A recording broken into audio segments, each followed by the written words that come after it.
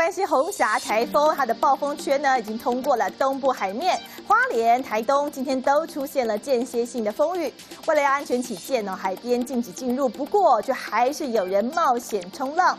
外岛兰屿风雨呢最是惊人，一度出现了11级的强阵风，上午停课不停班，但随着风雨持续的在增强，下午是全面的停班停课。 兰屿出现11级强阵风，夹带台风的雨势把树枝吹得东倒西歪。随着台风的逼近，风雨越来越大，乡公所赶紧宣布11号下午停班停课。摩托车你要骑，开车也是一样，不能出海，也不能上山，风雨真的是蛮大的。台东海面风浪大，渔船都进港避风雨了，但就是有人硬要在台风天挑战大自然。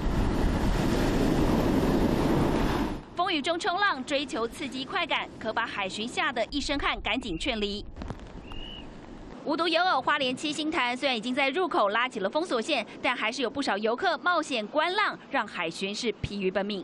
记者综合报道。